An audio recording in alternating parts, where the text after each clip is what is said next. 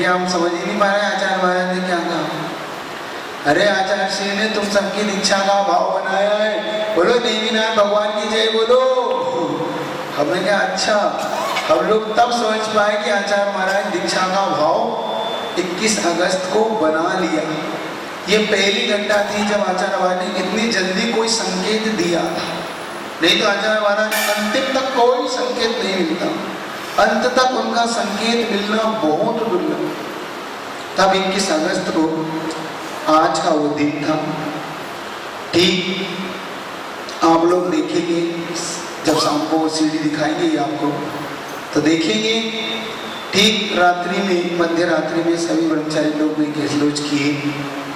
केसलोच करने के बाद 1 बजे से आचार्य महाराज ने फिर दीक्षा के संस्कार शुरू किए। उस दिगंबरी दीक्षा, उस मीतराग दीक्षा को देने के लिए आचार्य महाराज ने जब सब ब्रह्मचारी लोगों को वस्त्र त्याग का वो दृश्य तुम्हारे जीवन में जरूर लाना। कभी देखा आप लोग कितने लोगों ने दीक्षा देखी? पूर्ण दीक्षा अच्छे से। आचार्य महाराज के कर कमलों से कितने लोगों ने दीक्षा देखी? आचार्य महाराज के कमलों से किसी ने देखी? किसी ने नहीं देखी, महिला वर्ग ने नहीं देखी। देखो तुम्हारा जीवन कितना, अब क्या कहूँ तुम्हें। आचार्य महाराज के कर कमलों से एक बार जीवन में जरूर दीक्षा देखी, जरूर देखी। बहुत दुर्लभ है, पहली बात तो पता ही नहीं पड़ता, फिर भी तुम्हें कहीं से पता पड़ जाए तो कैसे भी हो उस दीक्षा को देखने जरूर जाना। क्योंकि तुम्हें ऐसा लगेगा जब तुम दीक्षा को देखोगे, आचार्य महाराज के शब्दों में बता रहा हूं, जब हमेशा शिष्य नमोस्तु करता है, लेकिन जब कोई दीक्षित होता है प्रथम बार वस्त्र त्याग कर और जब आचार्य महाराज उसे पीछे कमंडल देते तो उस समय आचार्य महाराज सर्वप्रथम उस शिष्य को नमोस्तु करते, उस दृश्य को देखने लायक दृश्य क्या कि गुरु भी उस समय उस शिष्य को नमोस्तु करता है, फिर शिष्य होता नमोस्तु क्यों, मालूम तुमको क्यों करता है? आचार्य महाराज के ये शब्द थे। जैसे ही वस्त्र त्याग किया पश्चित ब्रह्मचारियों ने, तो आचार्य महाराज के शब्द थे कि जितने भी श्रावकगण यहाँ बैठे हैं, इस मुद्रा को अपनी आंखों में बसा लेना, क्योंकि ये मुद्रा अरबों खरबों रुपये देके भी तुम्हें देखने को नहीं मिलेगी। इस मुद्रा को बसा लो, ऐसा आचार्य महाराज का उस दिन कहना था। तब लगता है कि कितनी दुर्लभ होती है और आचार्य महाराज का कितना कितना भाव रहा हो।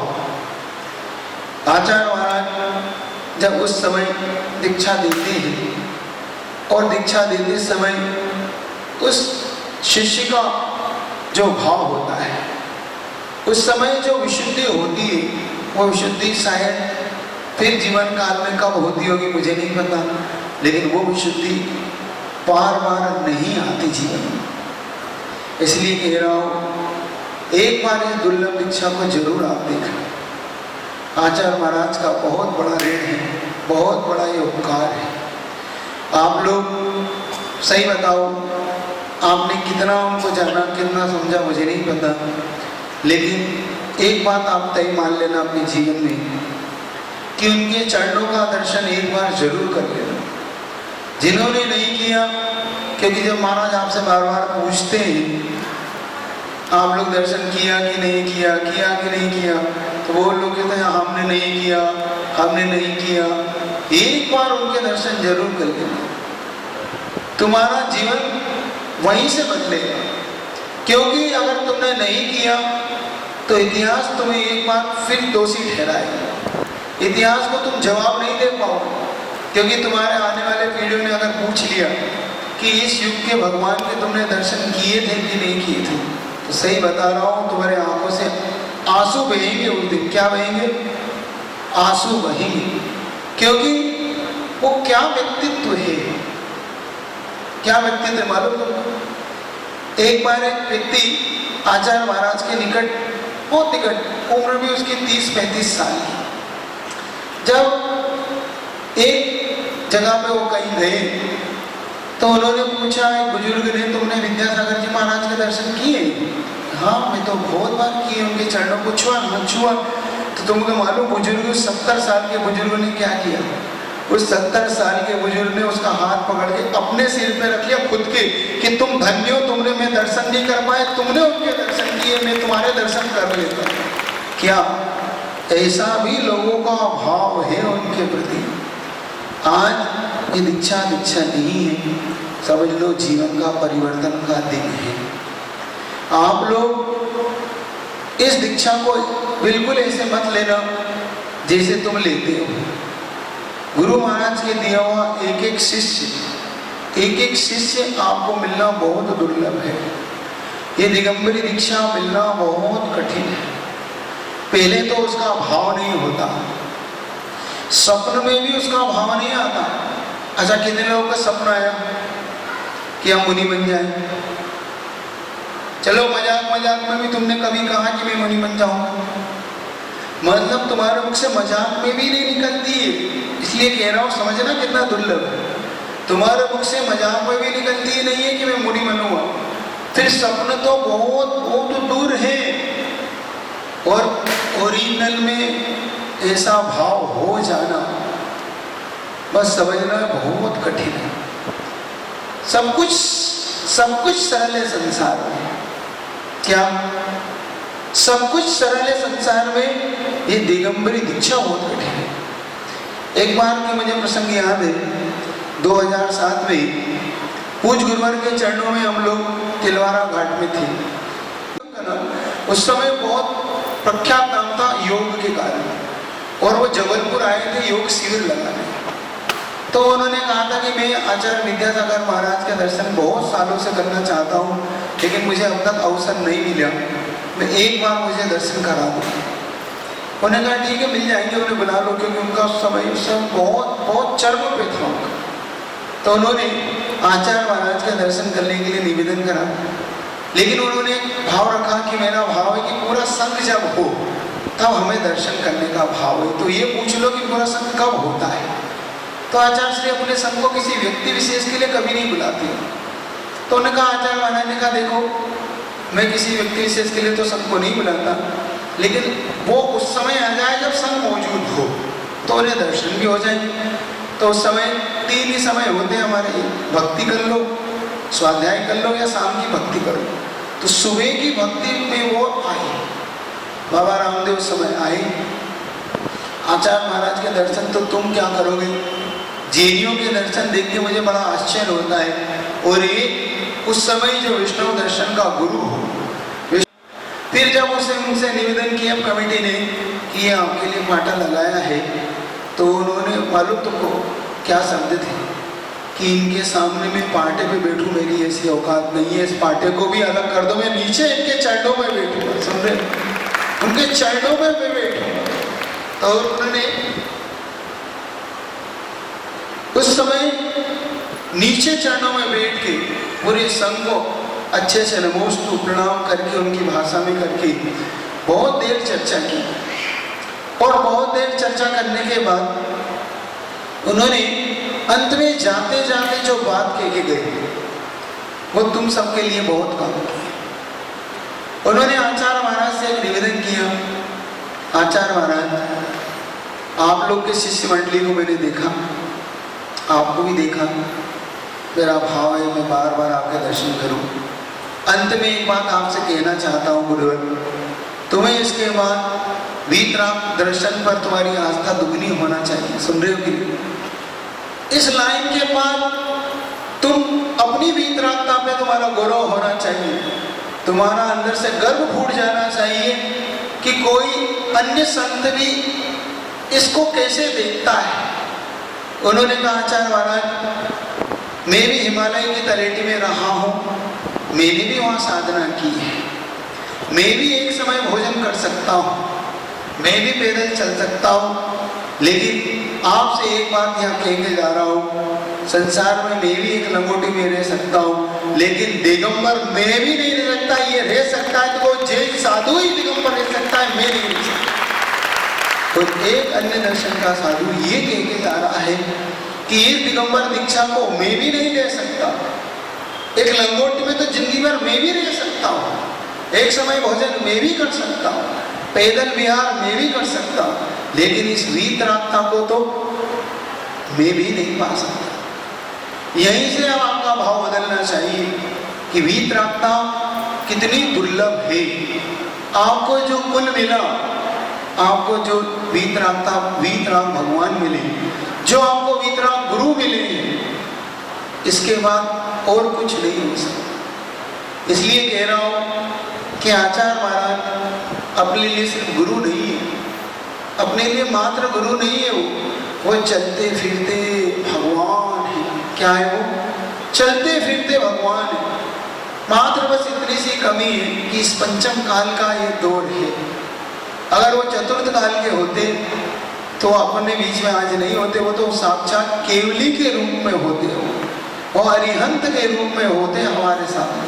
बस समझ लो आपका और हमारा कुछ पुण्य था। किसी व्यक्ति ने पूछा, महाराज आखिर आचार्य महाराज हमको मिले कैसे, हमने कौन सा पुण्य किया होगा? मैंने बहुत सोचा, बहुत दिमाग लड़ाया, उत्तर नहीं पहुंच पाया। अंत में एक ही चीज उत्तर में मेरे दिमाग में आई, ये तो तय है, इतना तो तय है कि उनके काल में अपना जन्म हुआ है, तो ये भी तय है कि उनसे पूर्व भाव का कोई अपना संबंध जरूर रहा है, जिसके कारण वो हमें मिले। कोई संबंध उनसे अपना रहा, कुछ न कुछ उनसे अपना रहा होगा, इसलिए उनका आज हमें संबल मिला है। आप लोग ध्यान रखो। तो आचार्य महाराज के चरणों से कैसे जुड़े, किस प्रकार से यहाँ तक हम पहुँचे। आज आचार्य महाराज के परोक्ष में ये सातवां करीब दीक्षा दिवस मना रहे हैं, छठा या सातवां, क्योंकि आचार्य महाराज के चरणों से 2014 में 13 मार्च के दिन आचार्य महाराज के श्री चरणों को छोड़ना हुआ था। उनकी आज्ञा से विहार करते हुए हम लोग आज ये सातवां चतुर्मास है ना, ये अलग सातवां चतुर्मास है, लेकिन आज यही से आचार्य महाराज से आशीर्वाद मांगते हैं। गुरुवर, आपकी दी हुई ये दीक्षा, आपकी दी हुई वो शिक्षा जन्म जन्म तक साथ रहे, और गुरुवर आपका साथ तब तक ना छूटे जब तक मोक्ष ना मिल जाए। बस इतनी सी उनसे विनय करो कि उनका साथ कब तक ना छूटे, जब तक अपन सबको मोक्ष ना मिल जाए। बस उनकी इतनी अनुकंपा अगर बनी रही तो गुरुत्व का आकर्षण शायद नीचे लाता हो, लेकिन गुरु का आकर्षण अपन सबको ऊपर जरूर पहुंचाएगा। आज ये दीक्षा दिवस उनके उपकार के रूप में है। उनका जितना उपकार माने, जितना उपकार तुम मानो उतना सब कम पड़ जाएगा, क्योंकि उनका उपकार ही इतना है अपन सब पर। मैं उनके लिए शब्दों में नहीं बांध पाता, मैं उनके लिए शब्दों को नहीं खोज पाता। फिर भी एक बात आती है कि सूरज कितना ही रोशनदार हो, कितनी ही रोशनी देता हो, लेकिन आरती तो फिर भी दीपक से की जाती है। अन्य दर्शन वाले सूर्य की आरती करते कि नहीं करते, चाहे कितना ही प्रकाशमान हो वो सूरज, लेकिन उसकी आरती फिर भी एक दीपक से टिमटिमाता हुआ दीपक ही सही। मैं जानता हूँ कि आचार्य महाराज के गुण इतने हैं, आचार्य महाराज की इतनी विशेषताएं हैं कि उन विशेषताओं को न समय से बांधा जा सकता है, न शब्दों से बांधा जा सकता है। फिर भी उनके श्री चरणों में जो कुछ टूटा फूटा उनके चरणों में अर्पित कर पाया, ये उनकी ही महान अनुकंपा है। मेरे जीवन में जो कुछ मिला आचार्य महाराज की अनुकंपा से मिला। इतना ही जो कुछ अच्छा था वो मेरे गुरु का था, जो कुछ मेरी खोट है, मेरा दोष है, वो मेरा अपना है। जो कुछ अच्छा है वो मेरे गुरु का है, इसमें मुझे कभी भी शंका नहीं, क्योंकि योग्यता गुरु के चरणों से ही आती है। आप लोग से मैं एक बात कहना चाहता हूँ, इस बेल्ट में आपको गुरु मिला कि नहीं मिला मुझे नहीं पता, लेकिन अपने जीवन में एक गुरु जरूर खोज के रखा। क्या कह रहा हूँ? एक गुरु जरूर बना जिनके चरणों में तुम बैठ के अपना सब कुछ समर्पित कर सको। और उनको अगर गुरु बना लिया तुमने और उनका नाम तुम जानते हो, तुम्हें किसे गुरु बनाना है? तुम्हें आचार्य महाराज को अपना गुरु बनाना है। क्या बनाना है? और गुरु नहीं बनाना, मैं तो कहता हूं उन्हें तुम अपना कुल गुरु बना के रखना कि ये हमारे कुल गुरु हैं। कि क्या बनाना है उनको? कुल गुरु। आचार्य महाराज को तुम अपना गुरु बनाना, हृदय से बनाना कि नहीं, ये मेरे वही गुरु हैं जिनकी मैं खोज कर रहा था। मत भटको, एक बार उनके श्री चरणों में जाके, चाहे वो तुम्हें शिष्य बनाए या ना बनाए, एक श्रीफल अर्पित कर दो कि आज से आप हमारे गुरु हो।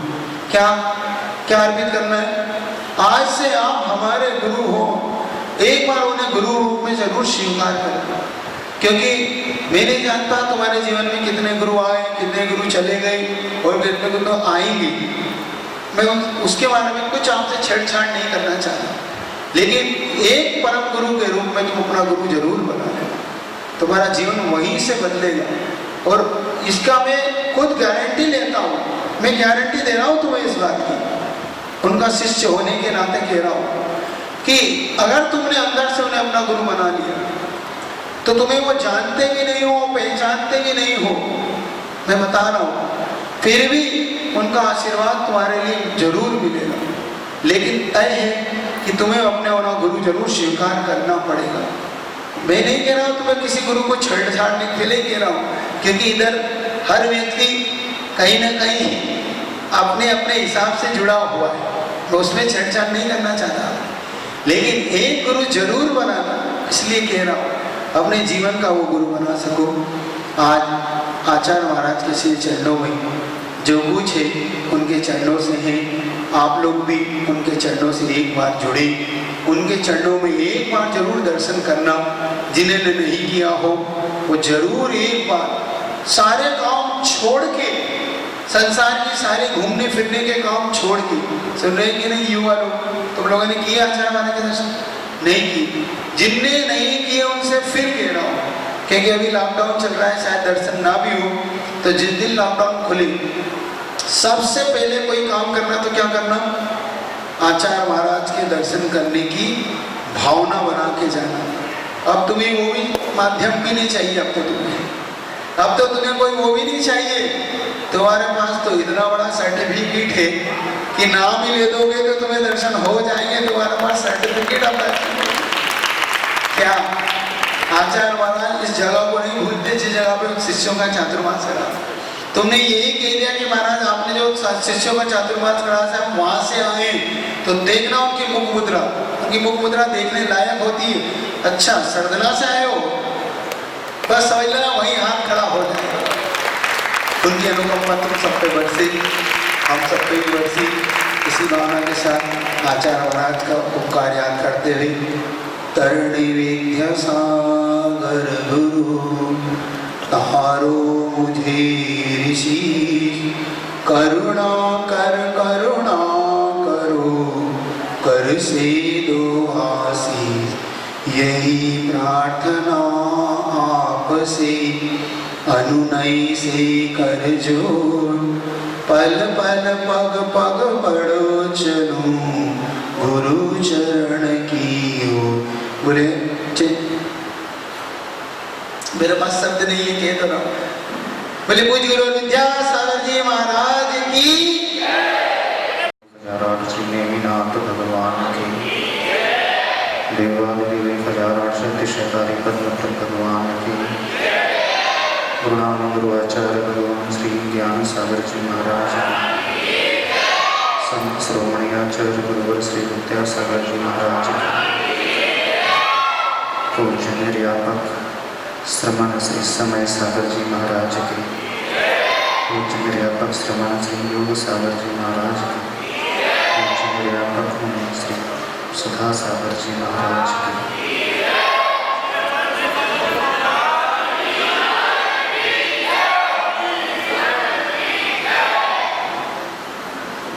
हर संसारी व्यक्ति दुख से डरता है और सुख की इच्छा करता है। दुख से ऊपर रखकर सुख पाना चाहता है, और सुख का रास्ता श्रवण से होकर के गुजरता है। सुख यदि हम चाहते हैं तो सुख तब मिलेगा जब हम इस मोक्ष मार्ग को अपनाएंगे, इस श्रवण मार्ग को अपनाएंगे। बिना मुनि बने, बिना श्रवण बने न तो आज तक किसी का कल्याण हुआ है और न आज के पश्चात भविष्य में किसी का कल्याण होगा। श्रवण बनने के लिए, मुनि बनने के लिए हमें ऐसे गुरु की आवश्यकता होती है जो इस रास्ते को प्रशस्त कर सके, जो हमारे भीतर ऐसे संस्कार आरोपण कर सके जिसे दीक्षा का संस्कार कहा जाता है, जो हमारे भीतर ऐसे संस्कार दे सके जो शिक्षा के संस्कार होते हैं, जो हमारे भीतर चारित्र के संस्कार को दे सके। शिक्षा हर व्यक्ति को बहुत जगह से मिल जाती है, दीक्षा भी कथनचित बहुत जगह से मिल सकती है, लेकिन जब बात चारित्र की आती है तो वो हर जगह नहीं मिल सकती। शिक्षा और दीक्षा देने वाले दुनिया में बहुत हैं, लेकिन आचरण देने वाले दुनिया में बहुत कम है। और जो आचरण देने वाले होते हैं, चारित्र को प्रदान करने वाले होते हैं, वही सही मायने में गुरु माने जाते हैं। ज्ञान शास्त्र को पढ़ करके पंडित से, विद्वान से पाया जा सकता है, लेकिन चारित्र कभी पंडित से नहीं मिल सकता। चारित्र कभी ऐसे गुरु से भी नहीं मिल सकता जो तथाकथित होता है, जिसका स्वयं का आचरण नहीं होता है, वो दूसरों को भी चारित्र के संस्कार दे नहीं सकता। जब हम जैन इतिहास को उठा करके देखते हैं, उनमें बहुत महान महान आचार्यों के नाम आते हैं, महान महान गुरुओं के नाम आते हैं। गौतम गणधर से ये परंपरा शुरू होती है, आचार्य कुंदकुंद भगवान, आचार्य समंत भद्र स्वामी, आचार्य अकलंक देव, पूज्यपाद अमृतचंद जी, आचार्य वीर सेन स्वामी, आचार्य शांति सागर जी, उन्हीं की परंपरा में आचार्य वीर सागर, शिव सागर और आचार्य ज्ञान सागर जी, और उन्हीं की परंपरा में आचार्य गुरुवर विद्यासागर महाराज जी। जिन आचार्यों का हमने नाम लिया वे उन आचार्यों में से हैं जिन्होंने स्वयं चारित्र को निर्दोष पालन किया, निरतिचार पालन किया। और जो निर्दोष निरतिचार पालन करता है, यदि वो एक संस्कार भी हमारे भीतर रख दे, एक संस्कार भी इस माथे के ऊपर कर दे, तो समझना वो सबसे बड़ी पुण्यात्मा है इस संसार की। क्योंकि जैसा संस्कार करने वाला गुरु होता है, उसी के अनुसार आगे पीढ़ी चलती है। संस्कार करने वाला गुरु जितना महान होगा, जितना उज्ज्वल चारित्र का धनी होगा, उसके द्वारा जो भी दिया जाएगा वो बहुत उज्ज्वल है, क्योंकि बीज जैसा होता है फसल वैसी ही होती है। और यदि बीज दूषित है, बीज कमजोर है, बीज हाइब्रिड है, तो फसल भी अच्छी नहीं आ सकती। अच्छी फसल की अपेक्षाओं की पूर्ति तब होती है जब उत्तम बीज हमें प्राप्त होता है। तो संस्कार देने वाले गुरु सबसे महान होते हैं। सबसे महान होते हैं वो कैसे आचरण को पालन कर रहे हैं। और उन गुरु तक पहुंचाने वाले जो भी मार्ग में मिलते हैं, जो हमारे वैराग्य को दृढ़ करते हैं, वो भी उसी श्रेणी में आते हैं।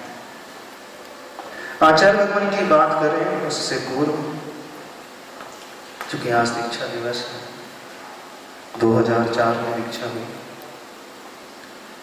आचार्य कुंदकुंद भगवान कहते हैं, वैसे कभी भी समय नहीं गिनना चाहिए, वर्ष नहीं गिनना चाहिए, दीक्षा लिए हुए कितने वर्ष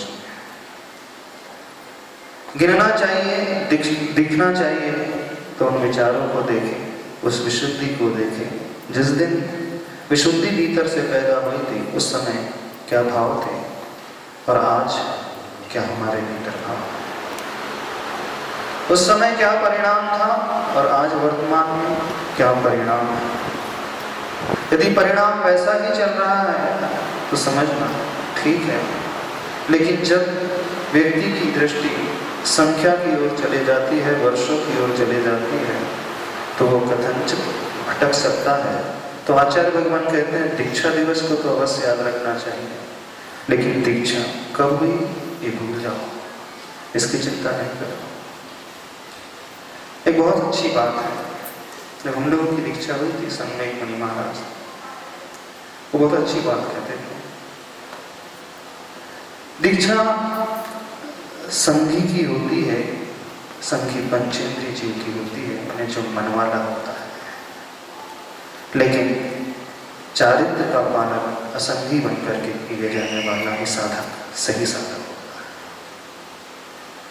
दीक्षा मन वाला जीव लेता है, लेकिन निर्दोष चारित्र का पालन करने वाला वो होता है जो असंगी हो जाए।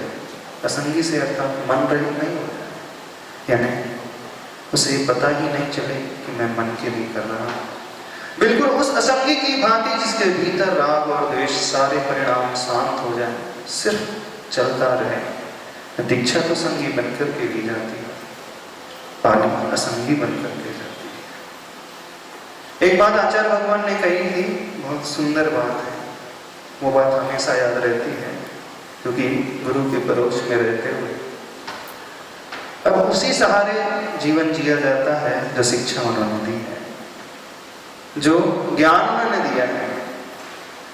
आचार्य भगवान कहते हैं इस रंगीन दुनिया में रंगहीन बनकर के जीना सीखो। क्या कहा?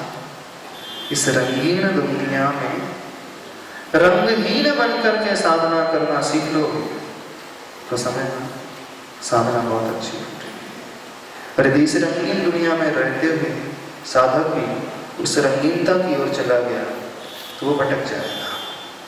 तो साधना रंगीन दुनिया में रंगहीन बन करके होती है। तो उन गुरु तक पहुंचाने वाले जो भी होते हैं वो भी बहुत प्रमुख योगदान हर एक मुनि महाराज के जीवन में रखते हैं। हमारे जीवन में आचार्य भगवान का तो योगदान है ही, लेकिन अन्य मुनिराज का भी योगदान है। सबसे पहले वैराग्य का बीज यदि कहीं फूटा था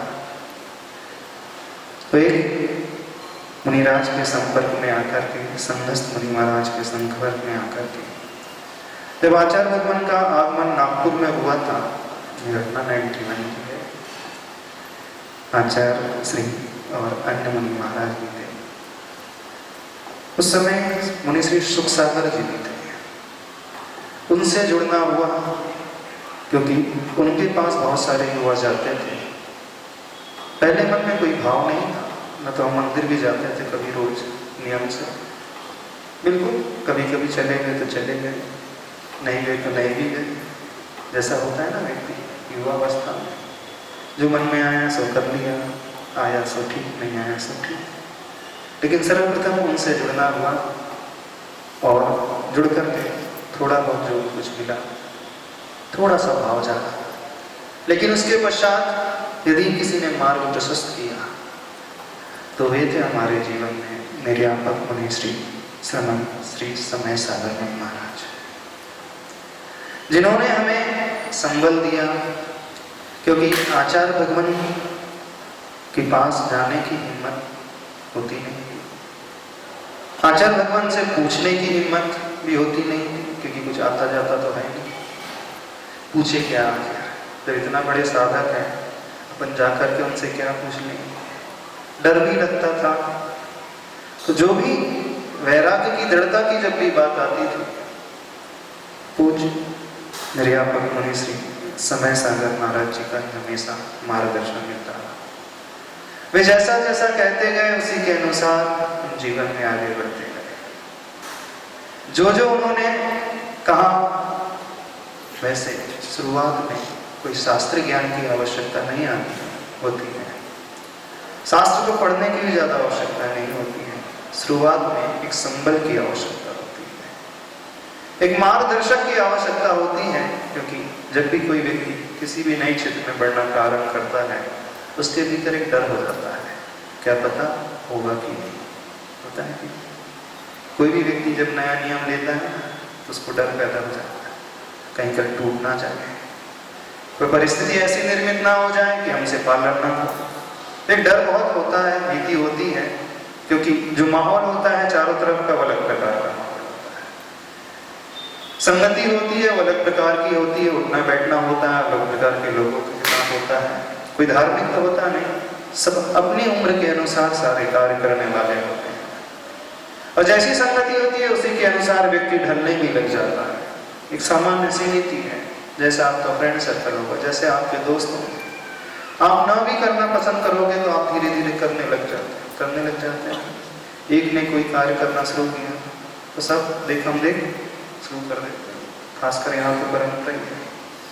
एक ने कोई पावर लूम खोला तो सबने पावर लूम खोली, एक ने दौड़ने की फैक्ट्री खोली तो सबने दौड़ने की फैक्ट्री खोली, एक ने पीना शुरू किया तो सबने पीना भी शुरू कर दिया, होता है। एक ने खाना शुरू किया तो सब अधिकांश लोग उनने पहुँच खाना शुरू कर दिया। बोले महाराज जी ऐसी तो गलत तो नहीं कह रहे हैं, आपकी टेंडेंसी ऐसी है ना, सब ऐसी चलता है। तो जैसी संगति होती है संगति का असर तो पड़ता नहीं है, और जब हम संगति को बदल देते हैं तो निश्चित रूप से दूसरी संगति का भी असर पड़ता है। यदि संगति अच्छी कर ले व्यक्ति, अच्छा मार्गदर्शक उसे मिल जाए, खासकर उस अवस्था में जब गिरने की संभावना ज्यादा रहती है, भटकने की संभावना अधिक रहती है, उस समय सबसे ज्यादा आवश्यकता होती है ऐसे निर्देशक की जो हमें रास्ता भी दिखा सके और साथ में ढांढस भी बना सके, हमारे भीतर का डर भी निकाल सके, घबराहट भी निकाल करके अलग कर सके। घबराना नहीं, शुरुआत में ऐसा हो जाता है, व्यक्ति यदि उस समय संभाल ले, स्थिरता ला ले, तो फिर धीरे धीरे सब कुछ अच्छे से चलता चला जाता है। तो पूज्य मुनि श्री समय सागर महाराज जी का योगदान सबसे अधिक रहा ब्रह्मचारी अवस्था से, क्योंकि जब 93-94 दो चातुर्मास आचार्य भगवान के रामटेक क्षेत्र में, विषय शांतिनाथ भगवान का क्षेत्र है रामटेक, यदि आप लोगों ने नाम सुना। उसके पश्चात तो 2004 में गर्मी भी हो गई, 2008 में भी चातुर्मास हो गया, 2013 में भी चतुर्मास हो गया, 2017 में भी चतुर्मास हुआ।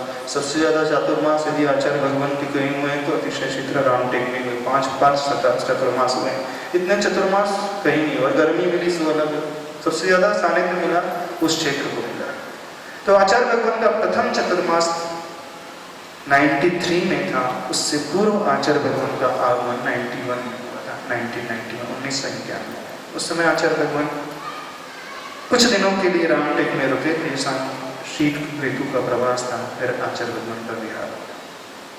93-94 लगातार 2 चतुर्मास हुए, लेकिन उस समय भी हम ज्यादा जाते नहीं, कभी कभार हफ्ते 15 दिन में आचार्य भगवान के दर्शन करने चले गए तो चले गए, नहीं तो अपने ही कॉलेज की पढ़ाई में लगे रहते। ऐसे बहुत से लोग, साधु का आगमन हो जाता है, कुछ लोग महीनों में आते हैं, कुछ लोग हफ्तों में आते हैं, उन्हीं में से हम भी एक थे। हफ्तों में 15 दिन में एक आध बार जाने वाले, और वो भी थोड़ी देर के लिए गए और लौट कर के। लेकिन धीरे धीरे जब जुड़ाव होता गया आचार्य भगवान से, थोड़ा निर्देशन मिलने के पश्चात उस समय सागर जी से जो निर्देशन मिला, उसका परिणाम रहा कि दृढ़ता धीरे धीरे आती गई, और इस मार्ग में अग्रसर और होते गए। अब रही बात वैराग्य की, वैराग्य कैसे आया, कैसे वैराग्य का बीजारोपण हुआ, कौन सा निमित्त मिला, क्योंकि हर एक के जीवन में भिन्न भिन्न प्रकार के निमित्त हो सकते हैं और होते भी। अब किसी के कुछ बताने लायक होते हैं, किसी के नहीं बताने लायक होते हैं, लेकिन हमारे जीवन में ऐसा कुछ नहीं कि ना बताने लायक हो। पर फिर भी यदि कोई पर्टिकुलर कोई कारण यदि पूछना चाहे तो हमें भी नहीं पता कैसे हुआ, बस इतना ही कह सकते हैं, जब से आचार्य भगवान के दर्शन किए तो संसार बेकार सा लगने लगा कि जो कुछ है सब कुछ यहीं पर है, जो कुछ मिलेगा सब कुछ यहीं मिलेगा, इसके अलावा कुछ नहीं मिलेगा, कहीं नहीं मिलेगा। ऐसा कोई विशेष कारण जीवन में नहीं आया। और आचार्य भगवान के दर्शन करके, क्योंकि आचार्य भगवान का प्रवास नागपुर में भी रहा, बहुत दिन तक आचार्य भगवान नागपुर में भी रहे, रामनवमी और महावीर जयंती आदि कार्यक्रम भी हुए। तो न जाने कैसा विशेष आचार्य भगवान का प्रभाव है, अतिशय कह लो या कह लो उनका सम्मोहन होता है। कई लोग कहते हैं आचार्य भगवान जादू टोना करते हैं। कई लोग, खासकर बुंदेलखंड में चले जाओ, इतनी सारी आरिकाएं हैं, इतनी सारी ब्रह्मचारी बहनें हैं, इतने सारे ब्रह्मचारी भैया भी हैं। एक भैया जी यहीं पर ही बैठे हैं अपने साथ, विवेक भैया जी बैठे, वो भी बुंदेलखंड के वहीं के पास के हैं। तो उनके माता पिता जब आचार्य भगवान के पास जाते हैं तो उन्हें डर लगता है, बोले आचार्य भगवान जरूर कोई ना कोई जादू टोना करते हैं। ऐसा जादू टोना करते हैं कि व्यक्ति खिंचा चला जाता है। वो कौन सा मंत्र फेरते हैं, कौन सा वशीकरण मंत्र का प्रयोग करते हैं, आपको लगता है? लोगों को लगता है, खासकर उन लोगों को लगता है जिनके बच्चे निकल जाते हैं। बिल्कुल ऐसा ही प्रतीत होता है, क्योंकि ऐसा कुछ तो किया नहीं। आचार्य भगवान कभी कुछ कहते तो है नहीं किसी से कि आप नियम ले लो, ब्रह्मचर्य व्रत ले लो, बल्कि उनके पास जाने में डर लगे सो अलग। और आचार्य भगवान के प्रवचन सुनने यदि बैठ जाए तो आचार्य भगवान के प्रवचन थोड़े सैद्धांतिक होते हैं। जो शुरुआत में आता है थोड़ा उसको कठिन भी लगता है, तो प्रवचन सुनकर के यदि वैराग्य आ जाए तो ऐसे कम लोग होते हैं। अब कैसा वैराग्य जागता है, बस पता नहीं कैसे जागता है। जो जागता है उनको देख करके ही जाग जाता है। जो आगम में लिखा है, जिन दर्शन से सम्यक दर्शन हो जाता है, भगवान की प्रतिमा को देख करके, भगवान को देख करके सम्यक दर्शन हो जाता है। आगम में बिल्कुल भी अतिशयोक्ति पूर्वक नहीं लिखा है। हम जिन दर्शन की बात बाद में करें, अतीत में चतुर्थ काल में तीर्थंकर भगवान होते थे, उनका ऐसा अतिशय होता था। 46 उनके अतिशय, 34 उनके अतिशय होते थे, 46 मूल गुण होते थे, ऐसे प्रभावना होती थी, ऐसे लोग पागलों की भांति फिरते थे। यदि आपने पद्म पुराण पढ़ा हो, उसमें उल्लेख आता है रामचंद्र जी का। जब रामचंद्र जी दीक्षित हो गए थे और आहार के लिए आते थे, तो जिस नगर में आहार के लिए आ जाते थे सारे लोग बावले हो जाते थे, खासकर स्त्रियां लोग ऐसे बावले हो जाते थे कि कोई स्त्री यदि कुएं में पानी भरने गई है तो अपने घड़े को वहीं भूल जाती थी। अपने बच्चे को पकड़ गोदी में उठाई है तो घड़े को बांधने की जगह बच्चे के गर्दन में रस्सी बांधकर उसे डाल देती थी। बिल्कुल ऐसी घटना का उल्लेख आता है। रामचंद्र जी को देखते थे तो देखते ही रह जाते थे। उनको यही नहीं पता है कि मेरे हाथ में बच्चा है कि बाल्टी है कि गुण है। बिल्कुल अतिशयोक्ति पूर्वक नहीं लिखा, क्योंकि उनका प्रभाव ही ऐसा था, ऐसा प्रभाव। और इसी कारण रामचंद्र जी ने प्रतिज्ञा ले ली थी कि अब मैं नगर में कभी आहार करने नहीं जाऊंगा, मैं तो जंगल में ही आहार मिलेगा तो आहार करूंगा, अन्यथा कहीं नहीं जाऊंगा। ऐसा ही प्रभाव आचार्य भगवान का है। बिल्कुल जब आचार्य भगवान शुरुआत में बुंदेलखंड में आए तो कुछ विद्वान लोग थे, वो विद्वान लोग ये लिखते हैं, जब उन्होंने दर्शन किए, एक कृष्ण कन्हैया आया है जिसके चारों तरफ गोपियों की भांति ऐसी बहनें आकर्षित होती हैं, घर बार को भूल करके वैराग्य के पथ पर आगे चले जाते हैं। बिल्कुल इसी शब्द का उन्होंने प्रयोग किया। कोई नजर नहीं आता, सिर्फ गुरुदेव नजर आते हैं। लेकिन इस बात को याद रखना, आचार्य भगवान न कोई वशीकरण मंत्र का प्रयोग करते हैं, न कोई जादू टोना का करते हैं, न कोई सम्मोहन शक्ति का प्रयोग करते हैं। ये सम्मोहन शक्ति कह लो अथवा जादू टोना कह लो, आचार्य भगवान की जब पूजा करते हो उसमें एक बात आती है, तुम में कैसा सम्मोहन है, यह है कोई जादू टोना, जो दर्श तुम्हारे कर जाता है। देख लो कैसा विषम काल है, क्या परिस्थिति है, कहाँ भटक रहे हो, किसके चक्कर लगा रहे हो, बाद में क्या होगा, कैसे संभलोगे, कौन करेगा, कुछ हो ना जाए, अभी भी मौका है, जो है सो सब कुछ हो सकता है। अपन श्रद्धा रख लो, क्या जाता है, भगवान पे श्रद्धा है, जिन धर्मों पे श्रद्धा है, पंचम काल में श्रद्धा रखना, कल्याण हो जाएगा। फिर अगले भाव में फिर कभी देख लेंगे, जब चतुर्थ काल आएगा, दीक्षा की बात तो कब देखेंगे, जब चौथा काल आ जाएगा, सारी अनुकूलता उस समय हो जाएगा। अभी तो बिल्कुल नहीं करना, अभी तो इतना ही धर्म कि बस भक्ति वाला धर्म करो। कौन सा धर्म करें, भक्ति वाला धर्म कर लो, उसमें भी कल्याण हो जाएगा। धीरे धीरे कल्याण होगा, उसमें डायरेक्ट होता है और उसमें भटकने के ज्यादा चांसेस हैं, क्योंकि तलवार की धार पे चलना कथनचित आसान है। बिल्कुल, तलवार की धार पर कदम बढ़ाना कथनचित आसान है, लेकिन इस पद का निर्दोष आचरण पालन करना सबसे सबसे सबसे सबसे अधिक दुर्लभ है। इससे बड़ी दुर्लभ चीज इस संसार में कोई भी नहीं है। और ऐसे समय हम सबको जो गुरु मिले हैं वो तीर्थम करते तुल्य वर्तमान के वर्तमान हम सबका इतना पुण्य है जितना पुण्य तो आचार्य का भी नहीं। अपन सब लोग बहुत पुण्यशाली, आचार्य का पुण्य इतना नहीं था जितना अपन सही बता रहे हैं। आचार्य भगवान से पुण्यशाली हम लोग हैं, 3 मुनि महाराज और वो 25 मुनि महाराज। क्यों? क्योंकि आचार्य भगवान को उनके गुरु का सानिध्य कितना मिला? 5 साल। कल कहा था 5 साल, उससे ज्यादा नहीं। ये 68 में दीक्षा हुई, 73 में समाधि हो गई, 5 साल। लेकिन उनका पुण्य इस मामले में कम पड़ गया, इस मामले में हम लोग आगे बढ़ गए, नहीं बढ़ गए। गुरु के चरण सानिध्य में रहते हुए 2004 से 2014 10 साल तो वो मिला प्रत्यक्ष में, और ये 6 साल अभी के, यानी 16 साल तो अभी हम लोगों को इतना मिल चुका है, तो 11 साल तो ज्यादा पुण्यशाली हम लोग आचार्य भगवान से हो ही गए। इस मामले में तो है, बाकी मामले में सब फिसड्डी, बाकी मामले में कोई तुलना नहीं, लेकिन इस मामले में तो ऐसे गुरु जिनके चरणों में रह करके, जिनके पास रह करके संस्कार मिल जाना। पूज्य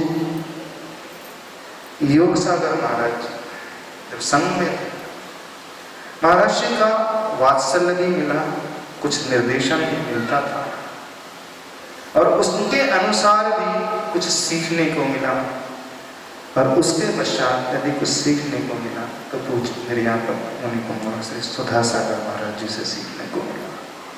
वैसे देखा जाए तो हर ज्येष्ठ मुनि महाराज से कुछ सीखने को मिला, लेकिन जो परिवर्तन भीतर से साधना में आया, आचार्य भगवान के आशीर्वाद, दीक्षा के संस्कार, शिक्षा के संस्कार के साथ साथ यदि किसी का उपकार इस दुनिया में हमारे ऊपर हम मानते हैं, इन तीनों निर्यापक श्रमणों का उपकार और मुनि श्री सुख सागर के महाराज जी का उपकार, वे भले ही दक्षिण में है, लेकिन बीजारोपण तो थोड़ा सा उनके माध्यम से भी हुआ, और जिसके द्वारा जीवन में थोड़ा भी उपकार हुआ तो कहा जाता है हम उनके उपकार को दुनिया में कभी भी ना भुलाएं। कृतज्ञ होना सबसे ज्यादा दुर्लभ होता है, और कृतज्ञ होना सबसे ज्यादा सुलभ होता है। कृतज्ञ का अर्थ होता है स्वार्थी, और कृतज्ञ होना यानी उसके उपकार को याद रखना, हमेशा याद रखना, हमेशा याद रखना। दुनिया में थोड़ा सा भी कुछ कर देता है कोई तो हम उसे भूलते हैं, लेकिन जब कोई इतना बड़ा कार्य करते हैं, कितना बड़ा, इस पद में ला करके बैठाते हैं, जो पंच परमेष्टि के पदों में एक गिनती जिनकी आ जाती है, वह पूज्यता जो दिला दे, जो पापों से निवृत्त करा दे, पापों के मार्ग को छोड़ करके महाव्रत जो अंगीकार करा दे, इससे बड़े उपकार इस दुनिया में कोई नहीं। कल एक संस्मरण हम इस पुस्तक में पढ़ रहे थे, लेकिन उसमें एक बात अधूरी रह गई थी। उस समय वो बात याद नहीं आई थी, लेकिन आज उस बात को हम पूरा करना चाहते हैं। जब आचार्य भगवान से पूछा गया था कि आपको इतना सारा ज्ञान इतने जल्दी कैसे आ गया, तो आचार्य भगवान ने एक बात बहुत भीतर की, मार्के की कही। उसको जब हम बार बार सोचते हैं तो विचार आता है क्या ऐसा भी हो सकता है। आचार्य भगवान ने जो उत्तर दिया था, जितना ज्ञान हमने 3 वर्ष के अवधि में पाया है गुरु के सानिध्य में रह करके, उससे भी अधिक ज्ञान आज वर्तमान में 1 वर्ष की अवधि में भी कोई भी साधक पा सकता है। कोई भी मुनि महाराज पा सकते हैं। जितना जैसा चारित्र हमने 3-4 साल की अवधि में पाया, उससे भी अधिक चारित्र, उससे भी अधिक निर्दोष चारित्र, उससे भी अधिक निर्मल चारित्र, उससे भी अधिक साधना कठोर 1 साल में व्यक्ति सीख सकता है, मुनि महाराज सीख सकते हैं।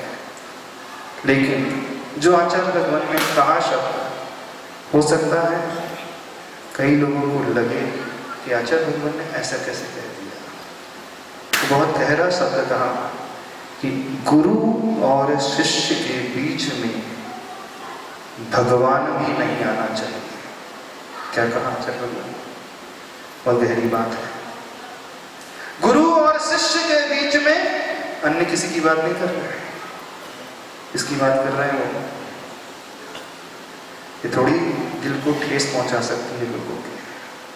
गुरु और शिष्य के बीच में भगवान भी नहीं आना चाहिए। अब ये बड़ी अजीब सी बात है, भगवान को भी हम बुलाते हैं। थोड़ा अलग सा लग सकता है विषय। जब पहली बार पढ़ा तो हमको लगा कुछ मिसप्रिंट जैसा हो गया है। फिर दूसरी बार पढ़ा उसी शब्द को, नहीं उसमें लिखा मिसप्रिंट नहीं, बिल्कुल सही लिखा। गुरु और शिष्य के बीच में भी भगवान भी ना आए, और शिष्य इतना समर्पित होकर के, इतने भक्ति भाव से लीन होकर के अपने गुरु के प्रति विनय से भर उठे, आदर सम्मान से भर उठे, उसकी दृष्टि में सिर्फ वो आ जाए तो समझना वो मुनि महाराज 1 वर्ष में उससे अधिक शिक्षा भी पा सकते हैं, ज्ञान भी पा सकते हैं, आचरण भी पा सकते हैं, चारित्र भी पा सकते हैं, वो भी निर्मल रहते चलो। थोड़ा सा अजीब सा नहीं लग रहा है? आचार्य भगवान कह रहे हैं भगवान को भी भूल जाओ। हमको भी थोड़ा सा अजीब सा लगा, लेकिन जब बाद में विचार करते हैं तो आचार्य भगवान के मुख से निकला है तो इसमें जरूर रहस्य है। और वो रहस्य कौन सा रहस्य है? व्यक्ति कभी भी भगवान को नहीं बुलाते, मुनि महाराज कभी भी भगवान को नहीं बुलाते, क्योंकि भगवान की भक्ति करने हमने कहा दिन में 3 बार वंदना करने के लिए मुनि महाराज को कहा है।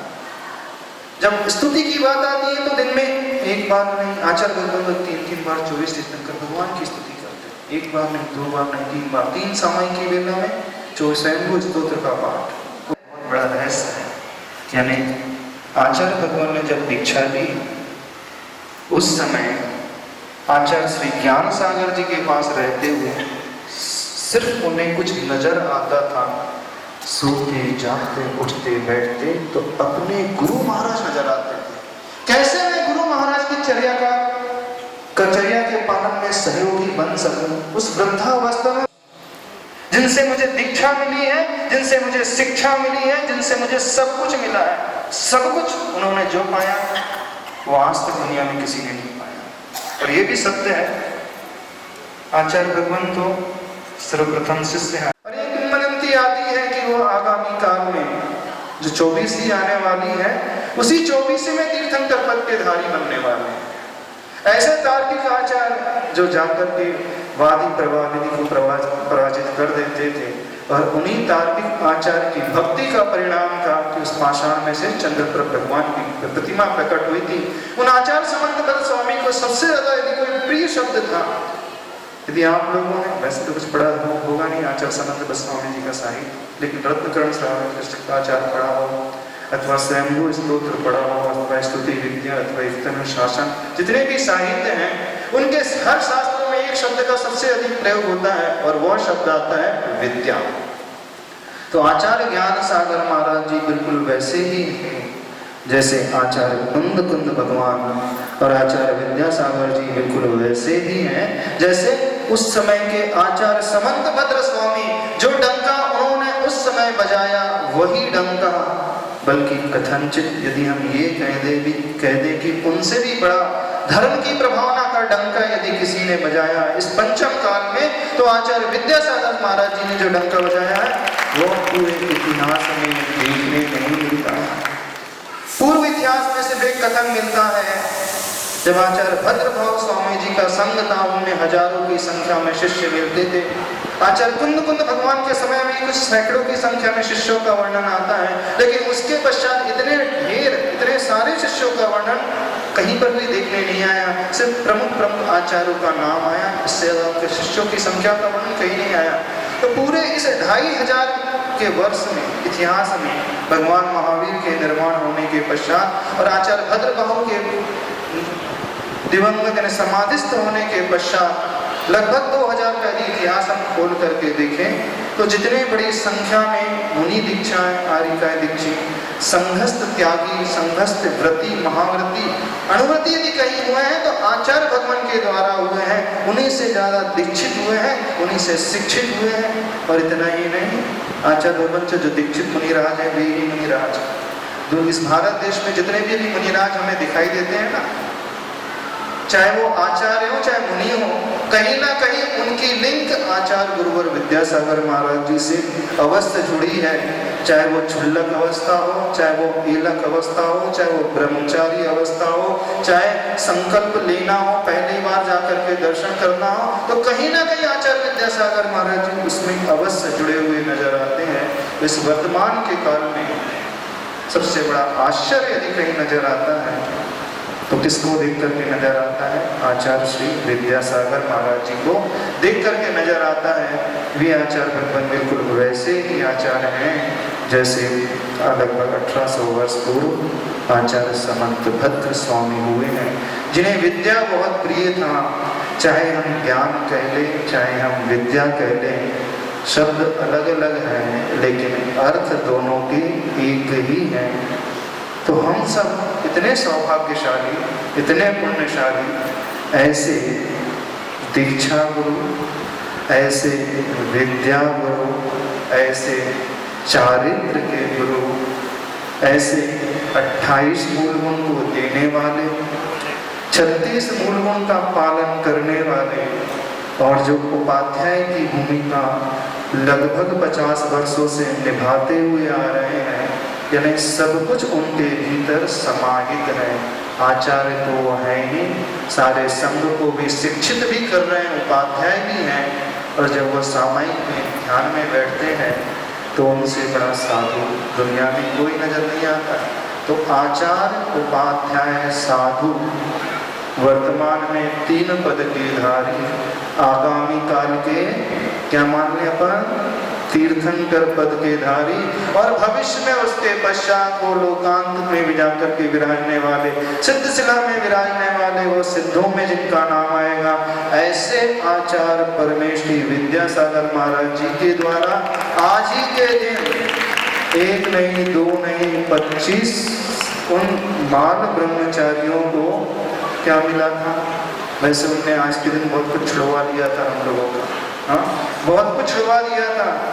ऐसा छुड़वाया कि एक धागा भी नहीं बचने दिया, एक धागा भी नहीं बचने दिया, सारा का सारा छीन लिया हमने, रख दिया। नहीं, अब तो नहीं, एक भी चीज नहीं बचने दी, एक धागा भी नहीं रखना, एक धागा भी बचा तो खैर नहीं होगी। तो ऐसा छुड़वाया कि नहीं, एक धागा भी नहीं, तो सारे लोगों को क्या कर दिया? उस दैगंबरी दीक्षा को देख करके हम सभी मुनि महाराज को प्रदाट कर दिया। प्रशांत रूपाय दिगंबराय देवादिदेवाय नमो जिनाय। बोलिए आचार्य गुरुवर श्री विद्यासागर जी महाराज की। उनके इस उपकार का बदला आप लोग कैसे चुकाओगे? तो हम आपसे पूछ रहे हैं।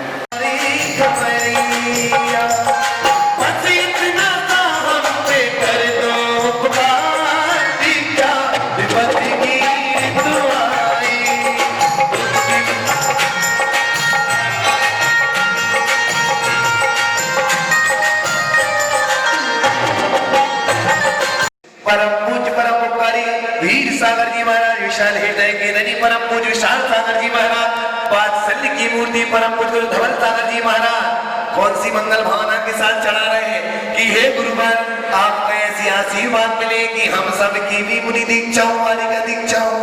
है भावना? बोलो, हाँ तो बोलो। अरे हम निर्माती